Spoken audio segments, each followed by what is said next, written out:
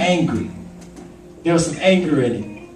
And so for the last, 3 or 4 years, I've been trying to write about our town for my project. Actually, for 6 or 7 years. And when I was in Detroit, people loved the stories I wrote about Warrington. And I was trying to get away from them or something. But some of what I'm going to read to you from is called, and I just actually finished this today. Arlene keeps me, she keeps me grinding. And I'll have it ready by the time our book comes out. We have a book that's coming out, a really wonderful book. But this is called Waiting for Salvation. And in that flaneur, I would go over to my father's house in Detroit sometimes in the morning to smoke a cigarette with him. And I said, "What you doing, Pop?" And he said, "I'm just sitting here waiting on salvation." I thought about that. And he would always say that almost every day. And my son did this portrait.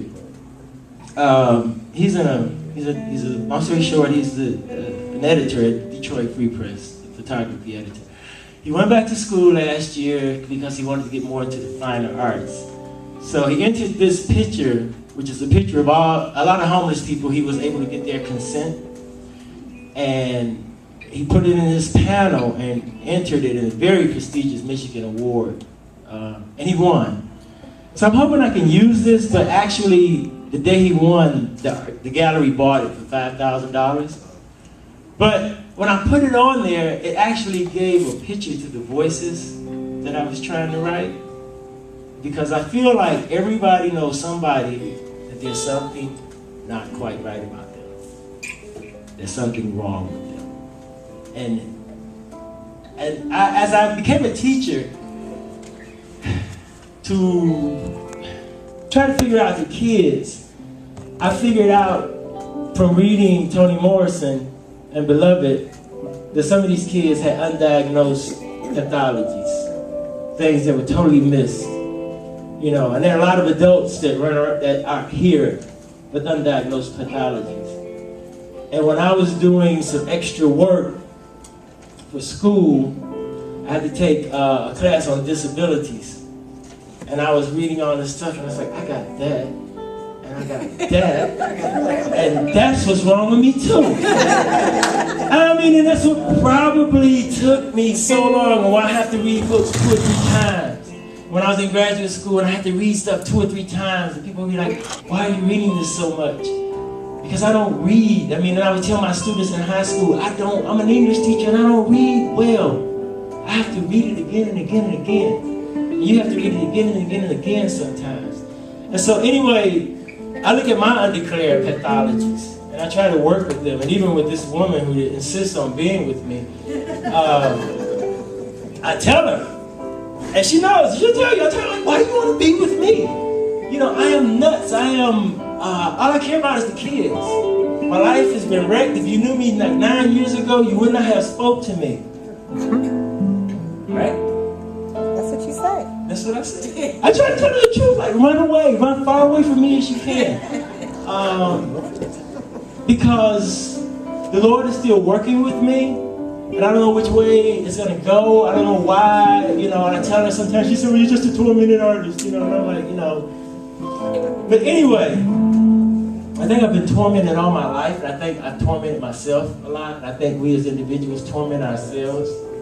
Because we're so trying to fit in somebody else's perception. So I'll just start. I'm going to read about 3 poems from, and you guys are wonderful, man. Can I give them a hand? Yeah.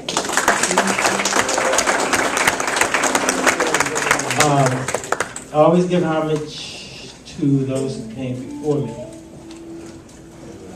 And my dream was deferred until I started. I came back home and I started reading again. And so Langston Hughes' poem, "What Happens to a Dream Deferred?" Does it dry up like a raisin in the sun, or fester like a sore and run? Does it stink like rotted meat, or crust over, like a crust and sugar over, like a syrupy sweet? Maybe it just sags like a heavy load.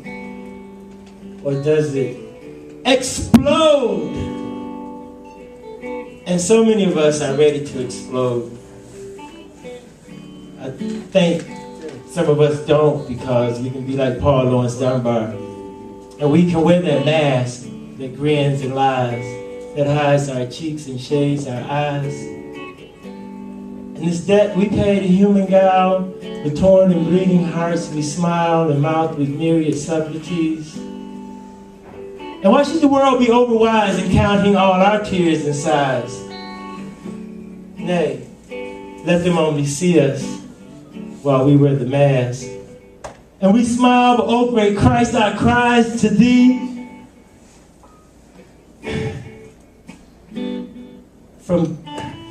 We cry, but oh great Christ, our cries to thee from tortured souls arise. And we sang, but oh, the clay is vile beneath the feet and long the mile. But let the world dream otherwise. We wear the mask. Our right to reveal, to kill, to be sad as I dare and happy as I want to be. Our right to wear beggars' clothes, to describe elitist insanity, to try to walk a mile in your shoes, to translate a rhythm in the blues, to the downtrodden, the unsettled, to give theorists work to do. Our right to invisible people, for the unseen sister, to that sinister brother, to speak to myself, to and for my and your ancestors, my slave ancestors, my Indian ancestors. I write to flavor the rain, Kool-Aid Red, number 8. I write to Tupac and Chopin. I write to Tupac when it's late. I write to keep from being like Stein, Dylan Thomas, Don Cornelius, or Hemingway. To describe, to inscribe, to talk about wounded me, wounded you, wounded me. I write to the shaved head, the noble aborigine, about homosexuals and homosociality, about places to expose and places to reflect, about the wealthy and the abject. I write about places I want to go and places I wish I had never been, about getting over it and getting it in. I don't always write about what's next, but it's always sort of in my text. I write to exhale like strains, to take one from a bad place to some exotic space, to be like Douglas or Du Bois, to turn the dark horizon bright, to be like Booker T, to make wrong things right, to keep bullets out the gun, to unbooby traps, to pull the knives out our back, to put the pills back in the bottle, to get that kid to stop cutting, to unbooby traps. I write to Elton John when I want to get whiskey from a bottle of rum.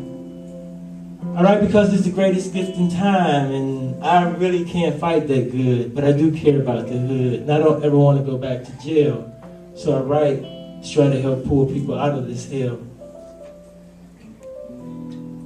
To punch at that deserving motherfucker in his eye. To drive the rat bastard off the cliff for his battered wife. To try to help save a protagonist's life. To appeal to heaven and curse at hell. And I write to the good, and even to those few moments that can no better be described as cracked, to the time it took to get the shit off my sidewalk and the shit off my back. When I'm feeling really bad, I write to Etheridge Knight.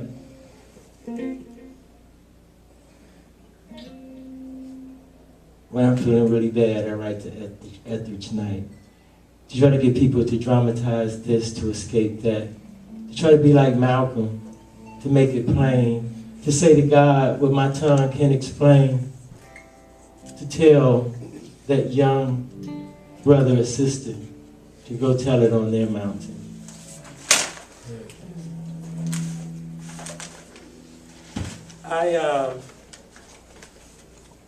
When I say brothers and sisters, I really, really try to live in a neutral world. I don't want the world to be white and black. Unfortunately, it is. Unfortunately, it is. You know.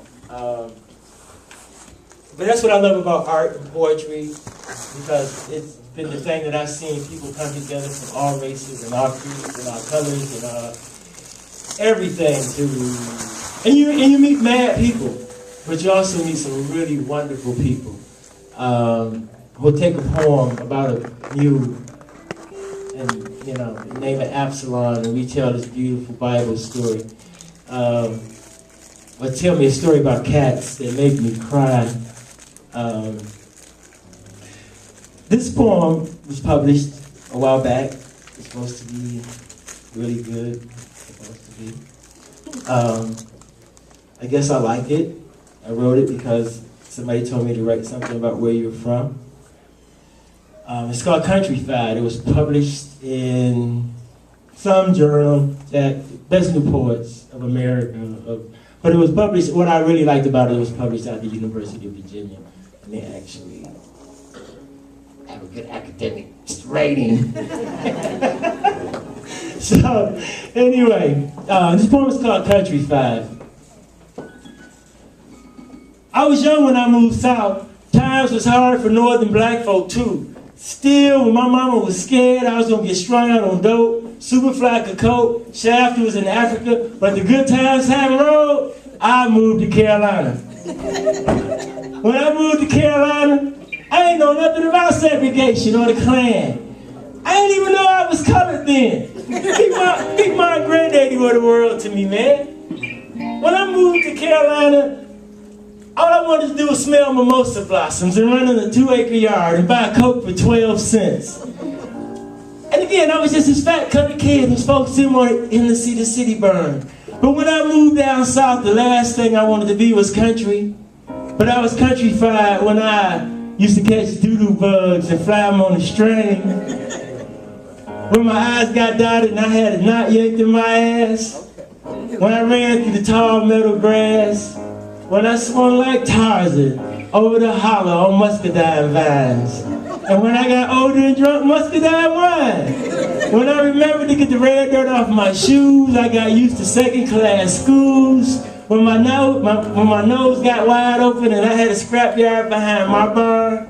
When I learned to cluck a mule, plow a tractor, and use pokeberries for blood. When I primed back for Mr. Mushton, who was a good man, and Red Jenkins, who was a poor bastard, right? When I picked cucumbers, peppers, and plowed a tractor. When I picked cucumbers, peppers, cotton, and grapes, because I did learn to ride a tractor before the Latinos came. When I cut down trees, busted oak wood, and killed a barnyard hen for dinner one time. When I chased naked young girls, not many times, to my honey hush in the woods. And I ate nigger toes at Christmas and pork brains with my grits. When I said yes sir to some white man that didn't deserve it, and I hated myself. When every Saturday after Thanksgiving was for blood sport. And thank you. When I learned to make a sandwich, like my grandma said, a sandwich out of pimento cheese, bananas, and tomatoes. When I threw earth rolls and pig chickens and parties on my little creek, when I said yes to some white woman that didn't deserve it, and I hated myself. When I worked for little or nothing and took it, $1.75 an hour, right? Remember this story. When I didn't have a pot to piss in, or one to throw it out. When I learned that runt means ruin and ranch means wrench. When I ate poke salad in my collard greens one time, and melted rock candy and moonshine became my flu fuel. When I was high as Cooney Brown, whoever he is, and you were tight as a tick, right? When I believed that the lynching tales were true, and I began to think my blackness was bad, and when I called crack the heart and met the eyes, and I was afraid to wear my kufi. When I was willing to recast a mended bucket in a very shallow southern pond, and when my neighbors shared their produce with me, and I tried to grow some to share. When I left and I came back, and I called Warrenton home.